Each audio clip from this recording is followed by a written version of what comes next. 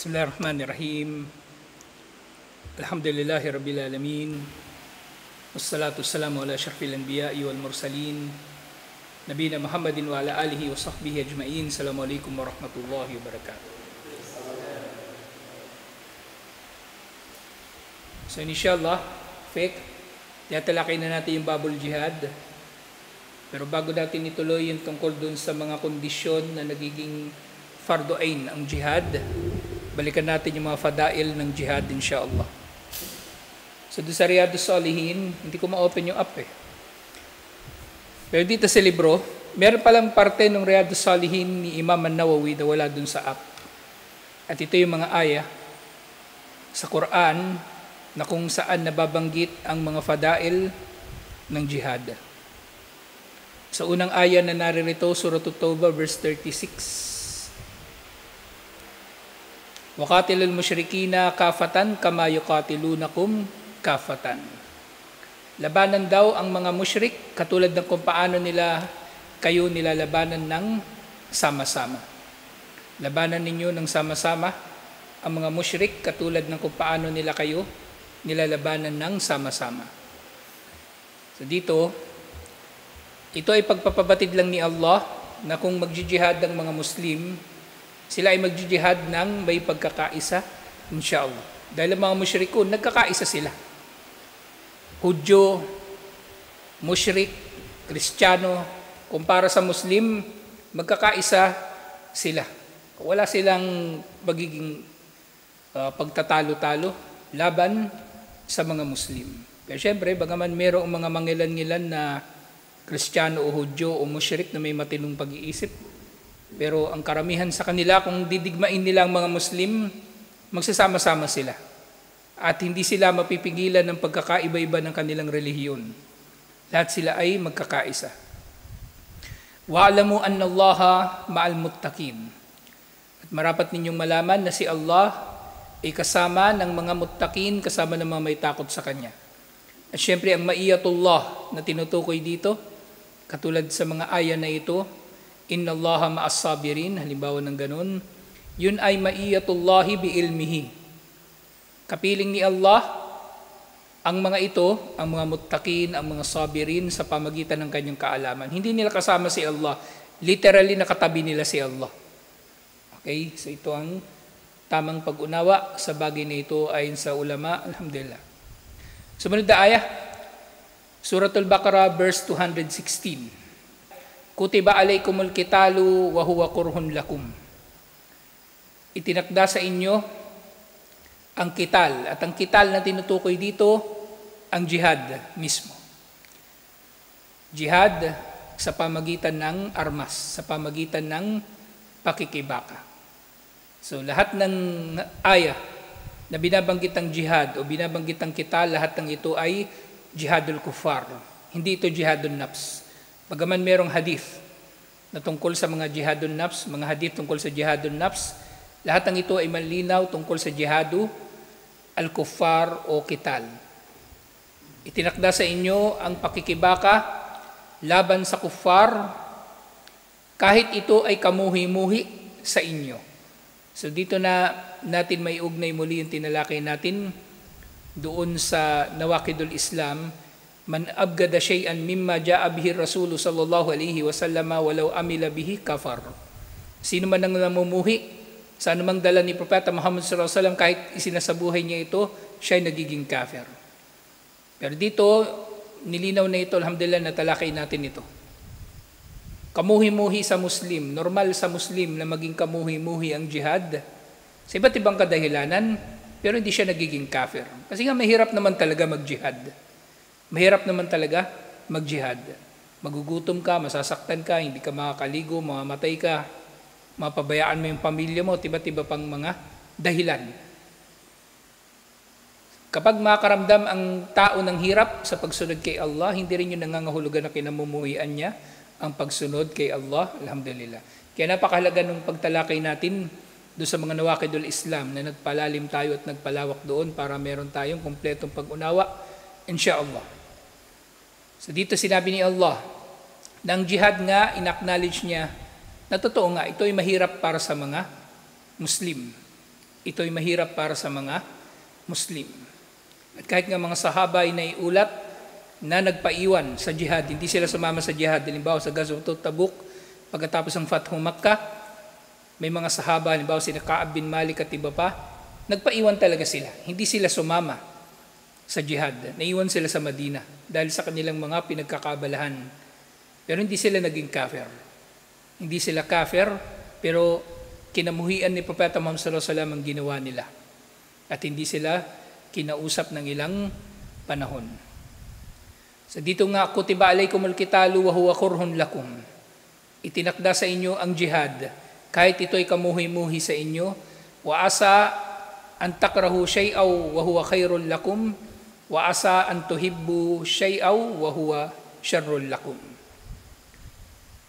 Itinakda sa inyo ang jihad, kahit ito ay kamuhi-muhi sa inyo. Maaring kinamumuhian ninyo ang bagay na mabuti pala para sa inyo, at maaring nagugustuhan ninyo ang bagay na masama pala para sa inyo. Wallahu ya'lamu wa antum la ta'lamun. Si Allah ang nakaalam at kayo ay walang nalalaman. Sumunod sa Surah At-Tawbah verse 41. Infiru khifafan wa thikalan. Humayo kayo sa jihad ng magaan o mabigat. Magaan o mabigat, ibig sabihin, ano man ang kalagayan ninyo bilang mga Muslim sa labanan, kumbaga, pwede kayong humayo, inshallah. Pwede kayong humayo, inshallah. Na khifaf, maaring mangyari din ito na khifafan o thikalan. Khifaf na maaring humayo kayo kung magiging madali para sa inyo ang jihad, at humayo kayo kahit magiging mahirap para sa inyo ang jihad. Okay? Pero syempre, nalalaman natin, nandito na talakay natin sa Fiqhul Muyassar, kung ang jihad ay magdudulot ng siguradong kamatayan ng mga Muslim, maaring hindi sila mag-jihad. Maaring hindi sila mag-jihad, mapauumanhinan sila na hindi sila mag-jihad. Katulad ng nangyari halimbawa doon sa mga sundalo na Khalid bin al-Walid radhiyallahu anhu doon sa Mu'tah, nang napatay ang 3 pinuno ng mga Muslim, si Ja'far, si Abdullah bin Rawaha at Zayd bin Haritha, itinakas ni Khalid bin al-Walid ang mga Muslim. At hindi na sila nagpatuloy pa sa paglaban sa mga Romano na napakarami. 3,000 lang sila, 200,000 ang kalaban nila. Pero nakatakas sila sa pamuno ni Khalid bin al-Walid radhiyallahu anhu, at yun ang kauna-unahan na pagkakataon na namuno si Khalid bin al-Walid radhiyallahu anhu sa mga Muslim sa labanan. Sumunod, ito muli ay nasa Surah At-Tawbah verse 111. So sinabi ni Allah, Inna Allah ashtara minal mu'minina anfusahum wa amwalahum bi anna lahumul jannata yuqatiluna fi sabilillah fayaktuluna wa yuktalun. Tunay na si Allah ay bumili sa mga mananampalataya na nagbenta ng kanilang mga sarili at kanilang mga yaman. Ibig sabihin, isinakripisyo nila ang kanilang mga buhay at ang kanilang mga yaman sa landas ni Allah subhanahu wa ta'ala, at bilang kapalit, ang ibibigay ni Allah sa kanila bilang kapalit, kumbaga sa pagbili na ito, ibinibenta nila kay Allah ang kanilang yaman at kanilang buhay, at ang pera, kumbaga nagagamitin ni Allah para bilhin ito, ay ang paraiso. Ang paraiso magiging kapalit nito. Na sila sa kanilang ginawa, na pagsasakripisyo sa kanilang yaman at buhay, na sila ay nakikibaka sa landas ni Allah, na sila ay mapapatay o sila ay makakapatay. Na parehong binanggit ito. Na parehong maaaring mangyayari sa tao sa jihad. Na maaaring makakapatay siya at maaaring siya ay mamamatay. Na parehong kabutihan, insha'Allah. Kaya nga, ang tagumpay sa jihad ay tinatawag na husnayin. 2 kabutihan. Na maaaring tatagumpay ka sa jihad, uuwi kang buhay at daladala mo ang ganima, o mamamatay ka sa jihad at ikaw ay shahid ma'araka, insha'Allah, at nasa iyo ang mataas na karangalan at iba't iba pang mga ipinangako tungkol sa kanila na magiging mga privilege nila, lalong-lalo na sa araw ng paghuhukom. wa'dan alayhi haqqan fit Taurati wal Injil. Na ito raw ay pangako ni Allah subhanahu wa ta'ala na tutuparin niya, na binanggit din niya sa Torah at sa Injil, wal Quran at sa Quran. Na ibig sabihin, ang jihad ay nababanggit kahit sa Torah, kahit sa Injil at kahit sa Quran nga lalong-lalo na. Eh, siyempre, nalaman natin na wala ng Torah at Injil ngayon. Lahat ng yun na meron ay puro mga binago na ng mga version ng mga ito, pero ang original na mga kasulatan na ito ay mayroong jihad dito.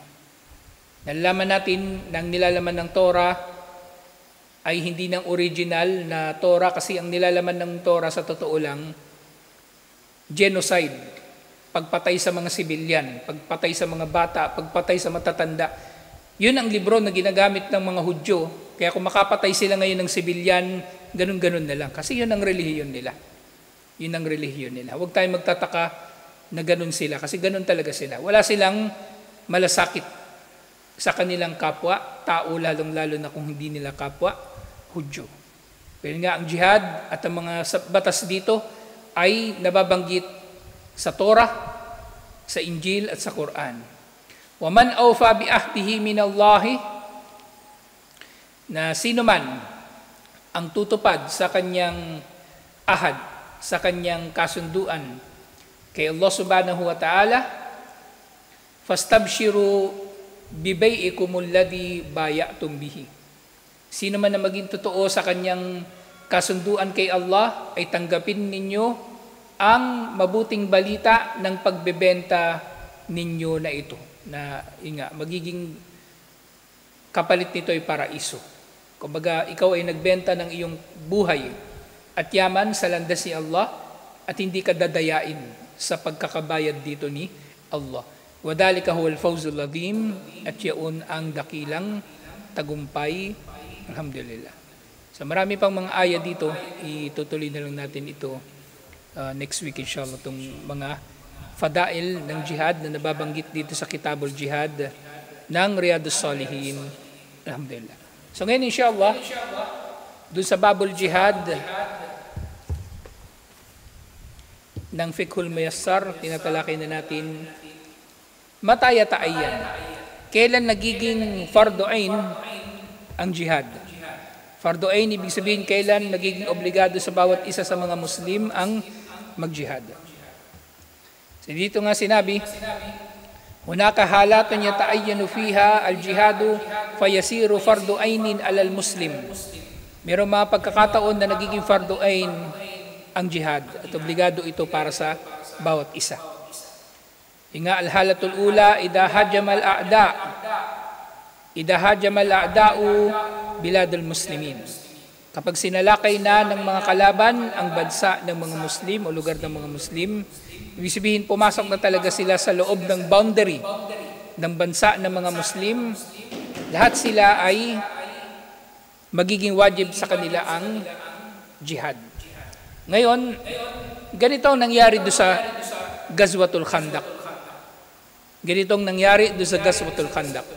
Kasi doon nga sa Uhud, di ba, na pag-usapan nila na maaring doon na nila lalabanan ng mga kalaban sa Madina para lahat makakatulong.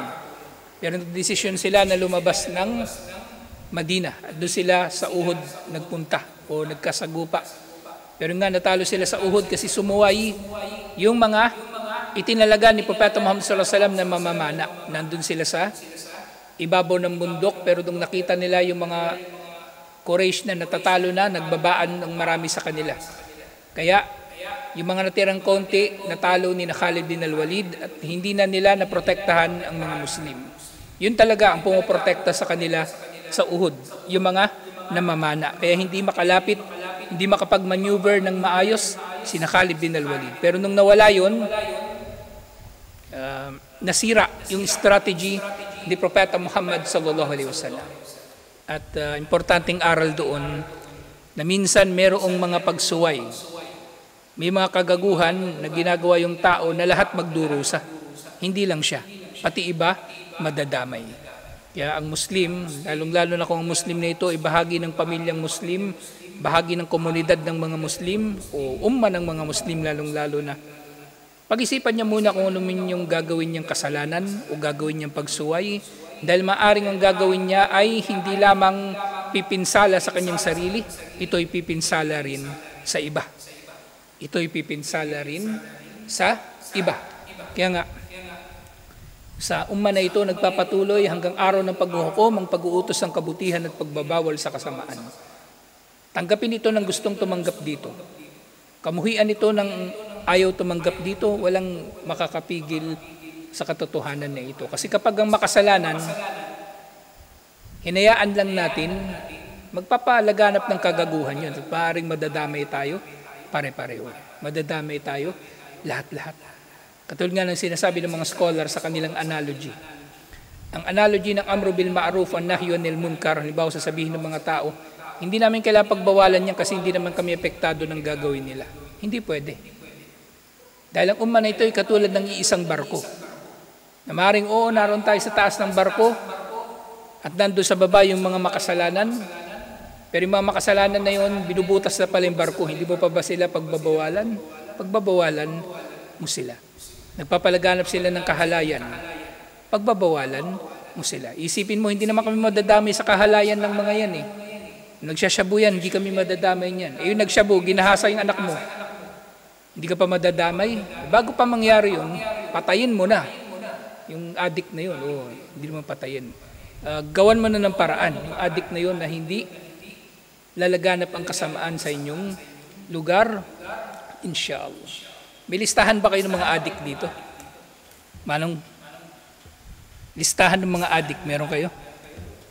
Wala namang addict dito. So ganun yung analogy ng pag-uutos ng kabutihan at pagbabawal sa kasamaan. O halimbawa si Rashid, di ba? O ilang buwan, hindi nagsala. Isipin ba natin na okay lang yan kasi hindi naman tayo apektado? Apektado tayo. Apektado tayo. Hindi pwedeng isasawalang bahala natin yung mga bagay-bagay. So dun nga, balikan natin ito. Ganito yung nangyari sa Uhud o sa ano. Ganito yung nangyari sa Ghazwatu Al-Khandaq. Ang jihad nasa Madina na mismo. Kaya sa Madina, kumbaga lahat sila red alert kumbaga doon. Hindi lang yung mga nakabantay malapit doon sa trenches. Kahit yung mga nasa kabahayan. Kahit yung mga nasa kabahayan, nakabantay sila. Kahit yung mga babae, nakabantay. At nangyari nga, yung Qurayza na nagtraidor sa mga Muslim, kasi bumalik nga doon si Huyay bin Akhtab ng Banu Nadir, na pinalayas pagkatapos ng Uhud, di ba? Pinalayas sila. At nakipagsabuatan na yung Banu Nadir sa pamuno ni Huyay doon sa Qurayza. At ang ginawa ng Qurayza, kumbaga naniktik sila sa mga Muslim. At nalaman nga nila na ang mga Muslim, ang karamihan sa mga Muslim, nandun sa harapan. At ang kanilang mga kabahayan ay walang nagbabantay. Katotohanan niyan, yung isang espiya, ang nakapatay pa sa kanya yung tita ni Propeta Muhammad sallallahu alaihi wasallam, kapatid na babae ng tatay niya, si Safiya. Napalo niya sa ulo yung isa sa mga espiya ng Qurayza na magre-report sana sa Quraysh. Napakatindi nung Ghazwatul Khandaq, sa totoo lang. Hindi ganun, kumbaga, hindi ganun karami yung namatay sa kanila katulad sa Uhud. Pero yung tension na nararamdaman nila doon matindi. Kasi ang kalaban nila doon na nasa harapan yung Quraysh. At ilang beses nagtangka yung Quraysh na makatawid at nakatawid nga yung ilan sa kanila sa pamuno ni Amr bin Wood. Nandun yun sa Omar series. At sina Ikrima, nakatawid din sila pero napaatras sila ng mga Muslim. Pero yung malaking tension doon, kung tutulungan pa rin ba sila ng Qurayza na nasa loob ng bakuran nila, kung ipagtatanggol ba sila o ipagkakanulo sa mga Quraysh. So doon sa Ghazwatul Khandaq, ganitong kalagayan. Nandiyan na yung kalaban, kaya lahat sila ay nakabantay. Lahat sila ay nakabantay. Yung nga, idha hajama al-a'da'u bilad al-muslimin wa nazalu biha aw hasaruha. O kung sila ay dumating na nga rito, o kumbaga nanatili doon, o sinalakay ito, ta'ayyana qitalahum. Lahat ng Muslim ay marapat na kikilos para digmain sila. Wa daf'a dararahum. So hindi lang yung paglaban sa kanila ang magiging fardu'ain, pati yung pagtatanggol ay fardu'ain. Ala jami'i afradil muslimin. Lahat ng tao na mayroong kakayanan na mag-armas, kumbaga, o kung hindi ka makakapag-armas, magbantay ka na lang.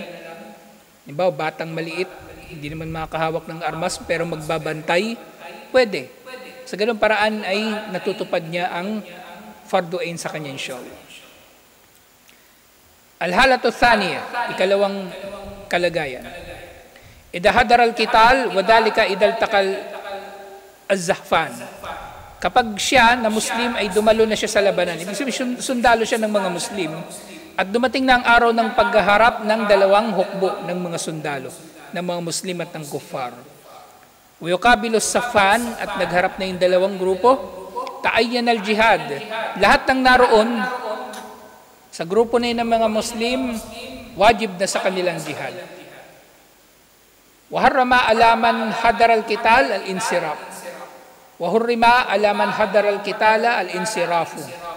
At haram para sa sino man na naroon na sa digmaan na yon ang tumakas. Wattawalli min amamil adu. At haram din sa kanya ang tumalikod sa pagharap sa mga kalaban. Siyempre ito ay sinabi doon sa Surah Al-Anfal verse 15, Ya ayyuhalladhina amanu idha laqitumul ladhina kafaru zahfan fala tuwalluhumul adbar. O mga nanampalataya, kapag nakaharap na ninyo ang mga hindi mananampalataya sa jihad, sa labanan, huwag ninyong iaharap sa kanila ang inyong mga likuran. Huwag kayong tatakas. Huwag kayong tatakas. Waliiddihi sallallahu alaihi wasallam at tawalli yawm az-zuhfi min al-kaba'iri al-mubikat. Siyempre, doon sa hadith na talakay na natin ito doon sa Kitabut Tauhid, iniulat ito ni na Imam al-Bukhari at Imam Muslim, yung isa sa mga 7 malalaking kasalanan kasama ng shirk. Pero siyempre, makatarungan si Allah. Walakin yustafna minat tawalli al-mutawa'id al-khalatan. Al-mutawa'idu alayhi halatan. Pero siyempre, meron dalawang exception na tinutukoy ang mga scholar. Na kapag tumalikod ka, ay hindi ka maituturing na tumatakas sa labanan. Idha kana al-mutawalli mutaharrifan liqitalin ay yadhabu likay ya'ti bikuwatin akthar. Kapag yung tumakas o tumalikod ay tatakas para magpalakas muli o kumuha ng reinforcement. Katulad ng ginawa ni Khalid bin al-Walid sa Mu'tah. Ganun na ganun. Hindi sila isinumpa ni Allah sa ginawa nila na iyon. Actually, nakabalik pa nga sila. Doon na sa panahon ni Osama bin Zaid, pagkamatay ni Propeta Muhammad sallallahu alaihi wasallam. Wathaniyatu, pangalawa, an yakuna mutahayyizan ila fi'atin minal muslimin takwiyatan wa nusratan laha. So yung kanina, ikaw yung aatras para kumuha ka ng ibang tulong o para hindi rin kayo maubos. Pero itong pangalawa, aatras ka para sumali sa iba pang grupo ng mga Muslim para maging malakas sila. Eh, syempre, ito ay depende sa strategy ng commander sa panahon na yon at sa lugar na yon, insyaAllah. Hindi rin basta-basta yung tao ay tatakas. Kumbaga, sasabihin niya, sasama siya dun sa ibang grupo nang hindi alam ng commander sa gera o kahit sa pangkalahatang usapin sa management. Merong kasabihan. Keep the commander informed. Kung anong gagawin mo, sabihin mo sa kanya. Hindi yung kikilos ka mag-isa. Sisiguraduhin mo muna ilang mga bagay, liban na lamang na ikaw ay deputized na magkaroon ng sarili mong desisyon sa mga bagay-bagay. Isa sa mga mahalagang bagay tungkol sa paggawa ng strategy sa digmaan o kahit sa pang-araw-araw na buhay. Hindi ka magdedesisyon sa sarili mo lang. Titignan mo yung kung ano yung magiging epekto ng desisyon mo sa ibang tao. Kung kailangan mo bang humingi muna ng permiso sa iba bago ka magdesisyon sa mga bagay-bagay. Pangatlo, al-halatu thalitha, ida'aya nahumul imam wastanfarahum lil jihad. Kapag tinukoy sila ng imam at pinahayo na sila para sa jihad, ibig sabihin tukoy talaga na sila ang magjihad. Grupo nila ang magjihad, kailangan nilang sumunod. So merong aya, Surah At-Tawbah, verse 38 to 39, Ya ayyuhalladhina amanu, malakum idha qila lakum munfiru fi sabilillahi athaqaltum ilal ard. O mga nanampalataya, anong problema sa inyo na kapag inutusan kayo na humayo sa landas si Allah, kayo ay nagiging mabigat sa lupa o kayo ay kumakapit sa lupa. Na kayo ay kumakapit sa lupa. Araditum bil hayatid dunya min al akhirah. Nagugustuhan ba ninyo ang buhay sa mundo at pinagpapalit ninyo ito sa kabilang buhay? Fama at mataul hayatid dunya. Fama mataul hayatid dunya fil akhirati illa qalilun. Ang kaligayahan sa buhay sa mundo kung ihambing sa kabilang buhay ay napaka-kaunti. Illa tanfiru yu'addibukum adaban alima. Na kung kayo nga itatakas, ay parurusahan kayo ni Allah ng matinding parusa. So ito nga inandoon sa Surah At-Tawbah verse 38 hanggang 39. Yan natin yung tafsir nito. Baka may dagdag pang detalye.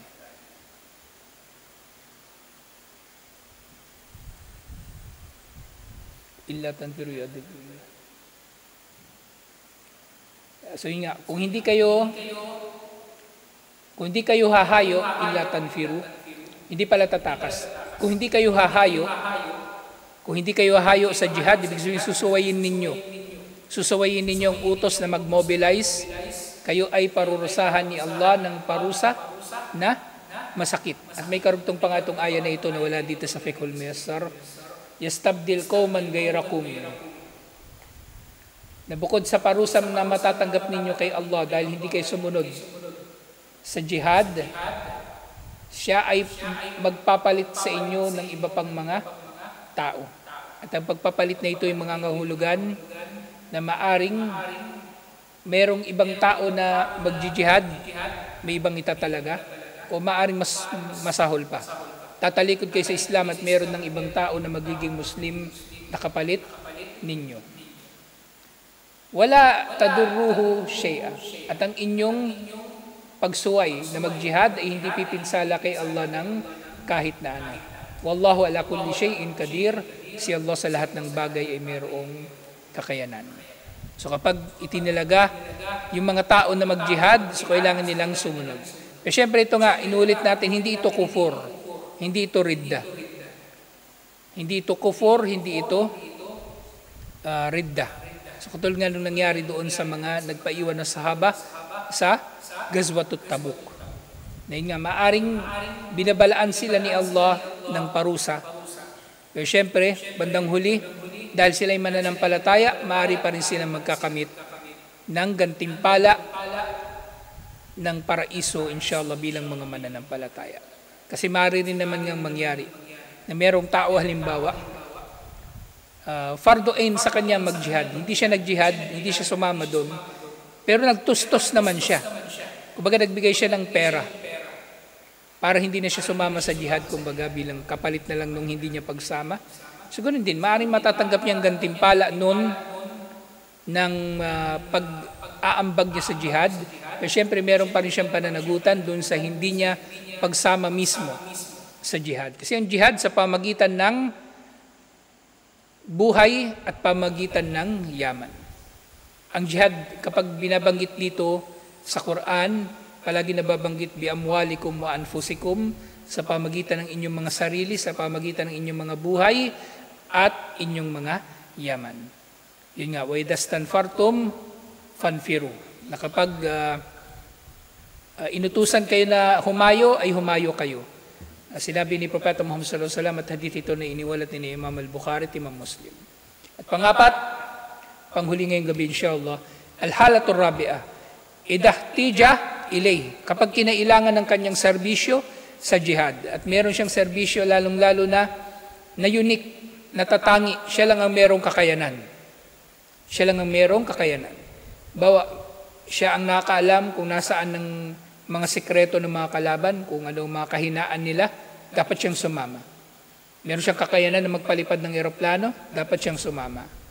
Yun nga, فَإِنَّهُ يَتَعَيَّنْ عَلَى الْجِهَادِ. Siya ay nagiging wajib sa kanya ng fardu ain ang jihad at maaring siya mismo obligado sa kanya na ipresenta ang kanyang sarili. Obligado sa kanya na ipresenta ang kanyang sarili. Hindi siya kailangan hanapin ng mga Muslim. Siya mismo pupunta sa kanila para ipresenta sa kanila ang kanyang skill at magamit ito sa jihad. Alhamdulillah. So ito yung mga dahilan kung kailan nagiging fardu ain ang jihad. Susunod naman tatalakay natin inshallah al-mas'alatu thaniya, syurut al-jihad, ang mga kondisyon para matukoy natin na pwede nang mag-jihad o maaari nang mag-jihad inshallah. So tutuloy natin ito inshallah. Assalamualaikum warahmatullahi wabarakatuh.